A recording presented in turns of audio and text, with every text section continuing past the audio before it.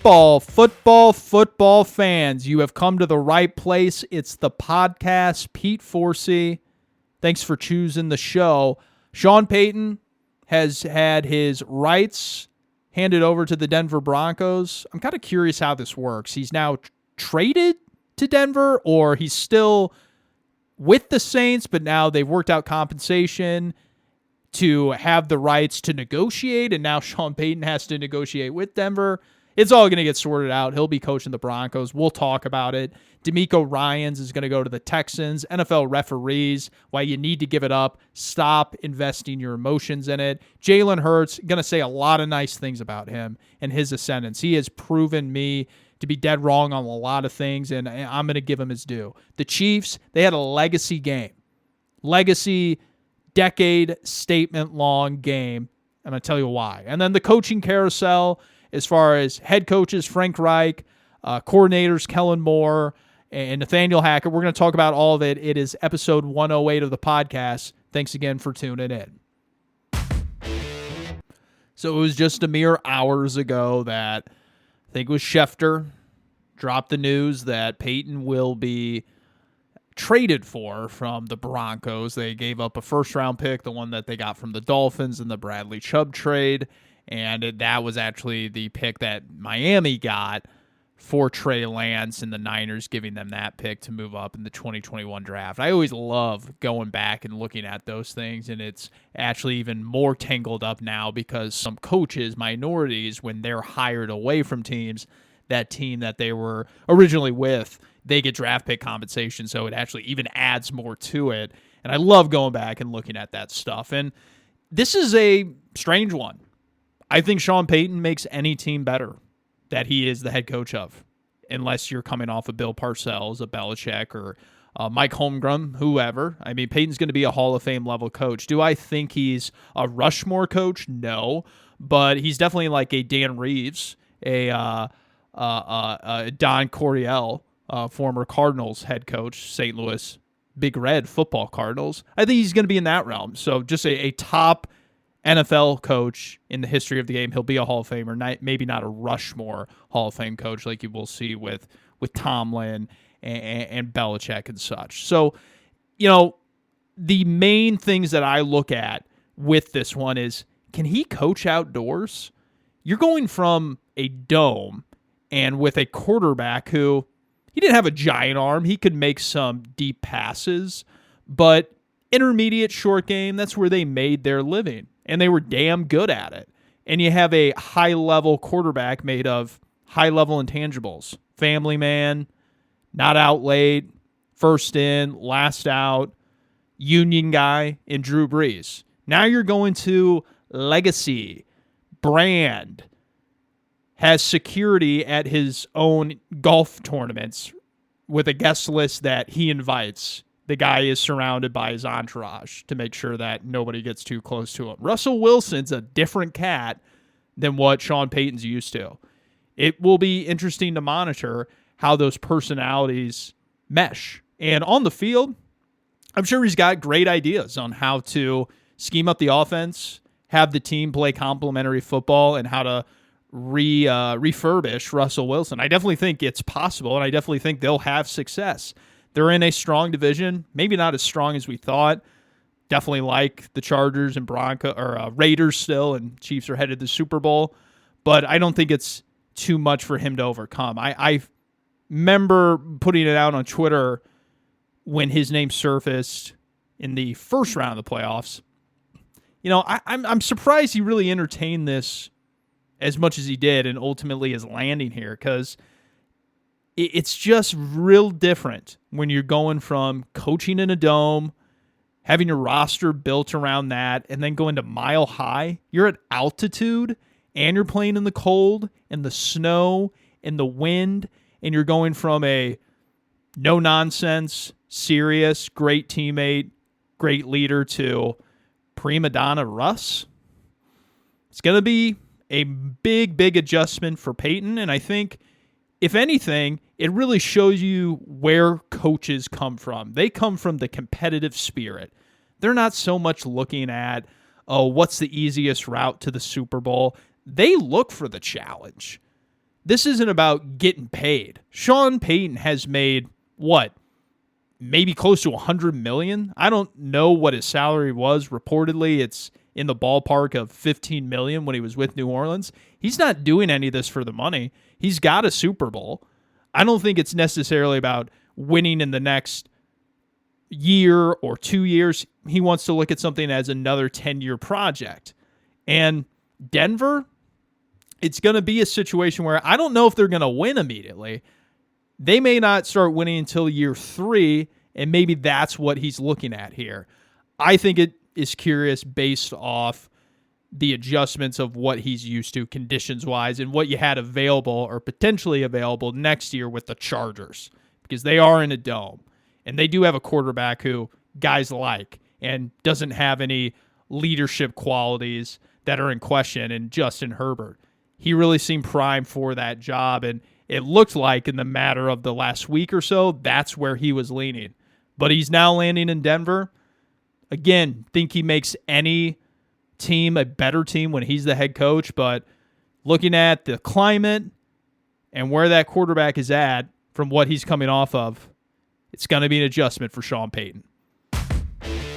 Now, the next one is the Houston Texans, who hired DeMeco Ryans, 49ers coordinator, to a 6-year deal. It was like Kyle Shanahan, who he was just working with. He asked for a 6-year deal to know that he's going to have guaranteed time to build this program. And when you're the head coach that's coming in after the previous 2 coaches got fired after 1 year, you're typically going to be pretty safe because the owner is going to want to see it through the 3rd time for a 2nd consecutive season. So DeMeco's going to live for 2 years minimum here. But one thing that the Houston fan base and more so the players can rally around is that they're getting a players guy. This guy played as recently as 2015. I was in college when that was going on. That's not that long ago, though. You know, when you say it out loud, it makes you feel pretty old and makes it seem like a distant memory. But this guy has only been coaching since 2017 when Kyle Shanahan went to the Niners. So his football experience from a coach's perspective, pretty minimal. And from a staff perspective, I think you're going to see some outside-the-box hires. I know there was the tweet from J.J. Watt. It kind of looked like, is he going to be on staff in Houston after he just retired? Probably don't see that happening because I know he cited wanting to be there with his new kids. But, you know, DeMeco's going to have some challenges, and he's going to be working with Nick Caserio, who is just, you know, a type A, New England bred type of football coach who's, you know, got his binoculars up in the box, and he's, you know, coaching essentially from the press box on game day, which maybe DeMeco looks as a plus. But when you talk about the Houston franchise that had the weird stuff going on with the general manager and the team chaplain who's doing football stuff, but then he's in the locker room preaching before the games, and then he's bending the ear of Cal McNair, and then you have Deshaun Watson, who's sleeping with every massage therapist in Texas, and then you have the death of the owner, the late Bob McNair, who had the prison comments. You just got so much chaos the last few years, and I know a lot of those players are not around, but the Texans, with all their losing and all that extra drama going on, it's just kind of, you know, has this stench of bleh, where careers not go to die, but you get lost in a puddle of losing. And if you go there, nothing really good happens. And the head coaches, they trade away the star wide receiver for a 2nd-round pick, and you just don't really have anybody fighting for you. I know that Brandon Cooks wanted to be traded last October. Didn't happen. So now that you got DeMeco Ryans in there, a guy that played as recently as 2015, ascended up from quality control coach to defensive coordinator, spent 2 years as a coordinator, and now as a head coach. And you got Shanahan, and you got the players vouching for him, including Richard Sherman, who's as big a player advocate as there is in the NFL world. This is a huge W for the roster. Is he going to be good at commanding the room? My guess is probably. Is he going to be good at scheming? Is he going to be good at game and clock management? I don't know. But what the players can hang their hat on is that they have a guy that was in a locker room, some of them with DeMeco Ryans in 2015, and he knows what it's like to be going through a 17-week schedule. So with that, I think he'll have a collective unit. He'll be able to command the room, and that's a great start for a first-year coach, especially one who is inexperienced from a coaching standpoint. So to grade the hire, to be determined, but from a organizational standpoint, it sounds like they're going to have a guy who can actually get this thing off the ground with the Texans. I found it really comical that while watching the Eagles-Niners game that we really got cheated out of. Brock Purdy's hurt, and you just see them throwing the ball behind the line of scrimmage every play. They don't have anybody on the roster that can throw a forward pass. Eagles going to the Super Bowl. Congrats to them. They earned the number 1 seed. They earned their way to the Super Bowl, but they had a pretty easy path in that last game. So, it was a disappointment on Sunday, but the main thing that led us to the better game was the fact that the bad calls started in that Eagles-Niners game. And I tweeted it out at Pete4C. For those that are not following, you should follow. I live tweet every in-game thought that I have, and I post it there, and you should comment and follow and let your friends know that we watch every NFL game every year, guaranteed. And I was posting that there's going to be bad calls in the Chiefs-Bengals game. Accept it, move on, understand that it's part of the game, and it's just so confounding to me that people continue to get unrested by these officials that are guaranteed to make mistakes. They are guaranteed to physically and mentally mess up. It happens every game. And the funny part is that the Chiefs are feeling slighted in some way because they feel like that they've earned this victory and it's been taken away from them because of what people are saying about the officials. It's like, really? That's making you upset? If that's making you upset, then your vulnerabilities and your security about yourself is pretty low. The Chiefs should just be happy and celebrating that they're going to a Super Bowl. Instead, they're trying to validate that the refs did not give them any handouts. Every game has handouts, whether you're the Chiefs or whether you're the Bengals. I'm always the one to be a proponent of you should always be able to overcome the officials. There are very few games. You can count on one hand how many games the officials actually cost a team. Most of the time, the team should have been able to overcome it before or after the call in question. And it's strange that the tolerance for replay, the tolerance for errors is at 0. Everyone will point to the one call, when typically there's several, because they're able to see frame-by-frame snapshot reviews of each and every play in question. And they'll get on New York NFL replay official that's in his air conditioning room at Park Avenue. They'll get on him because he didn't review the play soon enough and determine that it needed to be taken a review at from the on-field crew. That's what was happening in Philadelphia.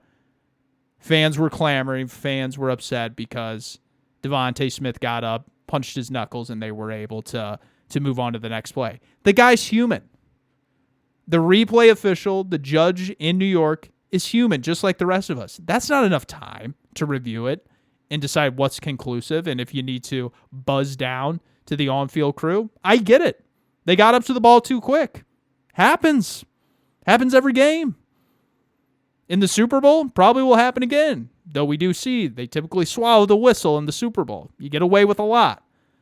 You just hope that that's the case here in Super Bowl 57. So, more NFL official stuff. The tolerance is at 0. People are still letting their emotions get way too out of whack with this. I've been watching this same officiating for the past 15 years, And it's all the same. It's not that great because it's a hard job. It would just be great if everybody could move on and accept it.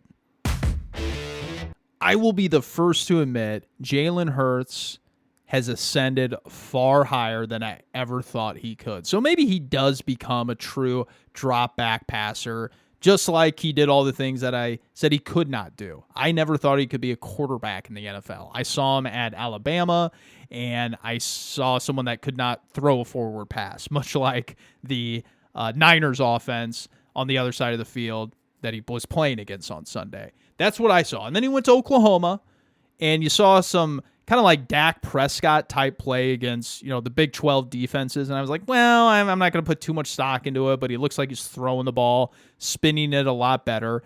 Then he got this quarterback coach after the draft and continues to work with him to this day. I forget his name, but I do know he revamped his mechanics so much. I thought it was a different human when I saw him throwing footballs in the NFL when he first came into the league in 2020. And he definitely, when he throws the ball, he's got some good accuracy. He's been playing a lot of football, son of a high school football coach. He's got good instincts. Jalen Hurts has surpassed all of my expectations. And the other good thing is he's a good guy. I remember when Sirianni was in his face screaming at him late in the year in 2021 last year, and people were kind of freaking out about it a little as far as the media thinking that showing up as quarterback and is there strife between the player and the coach? Then you go to the press conference and you hear Jalen Hurts talk about how he liked it. He enjoyed getting yelled at because that's what he's grown up with his dad and being a football player his entire life. It was refreshing. I like him as a guy. He definitely seems to be made of the right stuff, unlike a Russell Wilson or a Baker Mayfield or whomever, who's clear and obvious they got some intangible issues. But I still think he needs to take that next climb, whether it's Super Bowl win and just demonstrate it in this game. He's got to take that next climb to actually being able to throw from the pocket when your team's losing, when everybody and their dog knows that you're going to throw the football. Because right now, they're running an offense that is similar to Oklahoma's. It's very basic reads. Half of the field is cut in half for him, so he can just read that, and then if the play is not there, he takes off. It's very Robert Griffin III-like. But he is gifted physically. So maybe he can do it, because every step of the way here, I never thought he could play the position. I never thought he could start. I never thought he could win games, but he's done all that.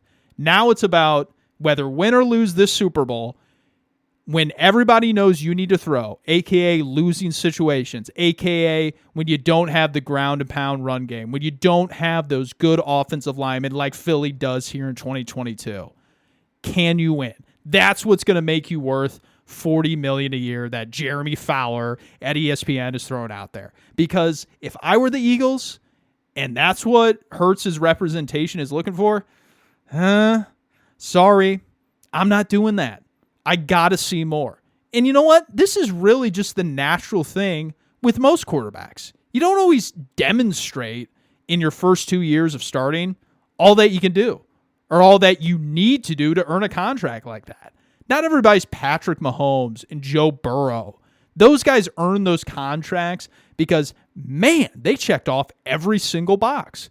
That's why we're so wowed by them. That's why they receive $50 million a year, whatever the top of the market is, because they are that talented.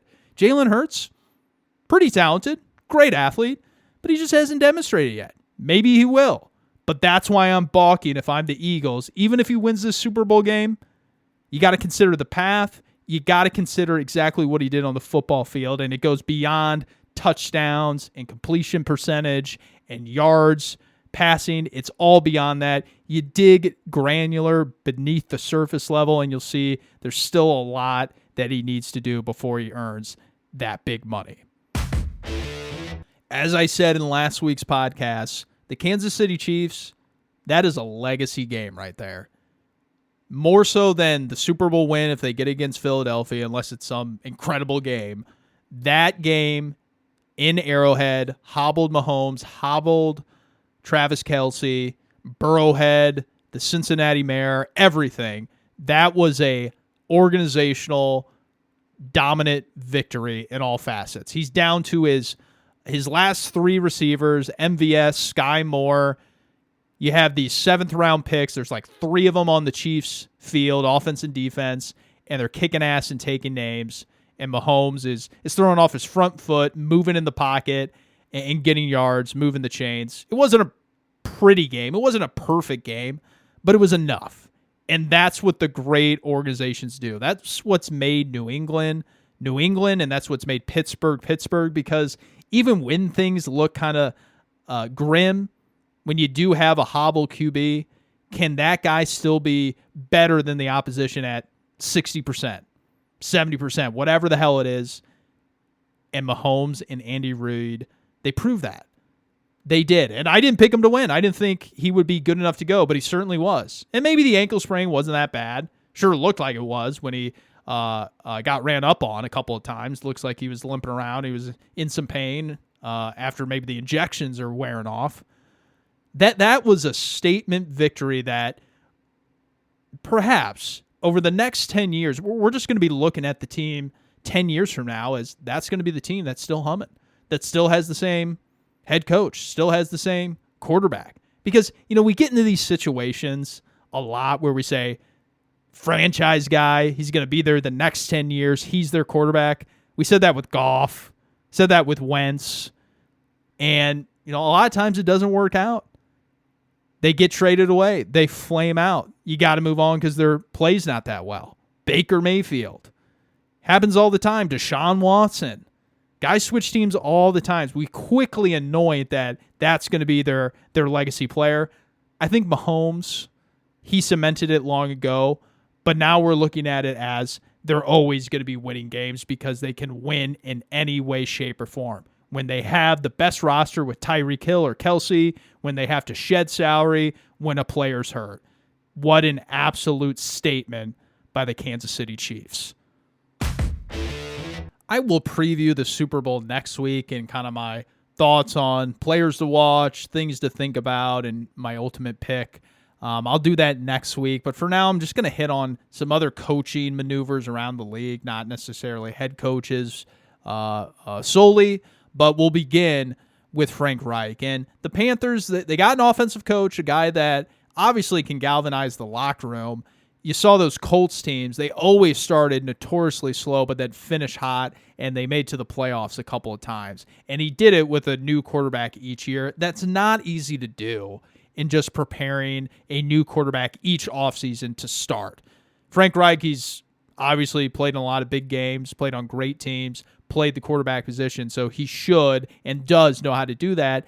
Now it's about, do you know how to have the tough conversations with players? Do you know how to really just do business? Because the thing with Frank Reich is that he pretty much just pounds the table for every player. He loved Carson Wentz. He loved Matt Ryan. He loved Phillip Rivers. And there were questions at times for each of those guys, maybe not so much Rivers, but should he be playing? And he does the same thing with skills guys as well, as far as his running backs and Naheem Hines. Sometimes you got to step away from the field a little bit and let your general manager know, we suck in this area. We have to replace this guy. We have to get better. You need to get me better linebackers. You need to get me better offensive guards, whatever it is, because he's kind of fully immersed in the offense and preparing the team to play and then calling the game. But it's all facets of the roster, knowing what you need, and then knowing on defense who you need to get. Because Matt Eberflus, he's a good head coach so far in Chicago, done a better job than I thought. But that guy ran the same plain Jane defense, cover 2, the entire time in Indianapolis, and it contributed to their kind of shaky records, to their slow starts, to them just kind of eking into the playoffs. Can Frank Reich have a tough conversation with his coach and say, you're fired? Because it sounds like he's just this, choir boy, everybody loves him, always positive, and he's just not approaching conflict all that well. And that's not just having conversations with your players when they're pissed off they're not getting the ball. It's when they're not performing well. And it's making sure that they're off the roster the next year or off the roster by October. And that's the challenge that I see with Frank Reich and the Panthers. Now, the other one here is going to be Brandon Staley and the Chargers now have Kellen Moore. My goodness, what a tag team of just absolute arrogance. Because Kellen Moore is just not arrogance in the sense that, he treats people that way, but he clearly seems to have his idea on how offense should be run.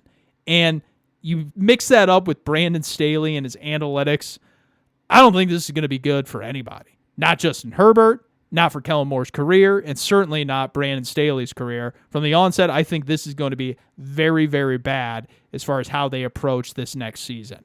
And then you got Steve Wilkes going to San Francisco now that DeMeco's hired. Wilkes, raw deal.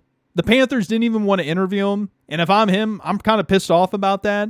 But it just goes to show that each owner, they kind of got their way of how they want to hire. And clearly, Tepper wants an offensive guy to pair with hopefully a future star quarterback. So if I'm Wilkes, I'm hoping that this doesn't leave a black mark on my head coaching candidacy in the future, because I already had my player, DJ Moore, take off his helmet when we should have won the game earlier, which led to a loss. And now I'm getting this screw job. Yeah, if I'm him, I'm ticked off at the Panthers that I even get a fair shake at interviewing. Now, the other ones out there's going to be more. I know Nathaniel Hackett got hired by the Jets. Just a typical Jets move, trying to bait Aaron Rodgers into forcing a trade, or even Green Bay making calls so he goes to New York like Favre did with the Packers several years ago. I don't see Aaron Rodgers wanting to go to New York. I really don't. Aaron Rodgers is going to want to go to a situation where he doesn't have to answer to all the BS. Aaron gets mad about the media in Green Bay, in the middle of nowhere, Wisconsin. How do you think he's going to deal with the New York media at Florham Park, with the Daily News and the New York Post and the countless others that are going to be staring at him at his locker room? You think Aaron Rodgers wants to go to Gang Green? You have to be a moron as the Jets to think that luring in Aaron Rodgers is as simple as getting Nathaniel Hackett. Basic logic tells you that that's not happening. Subscribe, review, share with your friends, share with your enemies, share with everybody. It's the podcast, Pete Forsey, talking all things ball. We appreciate you listening, and we'll see you guys next week giving out our Super Bowl predictions. Thanks so much. We'll see you then.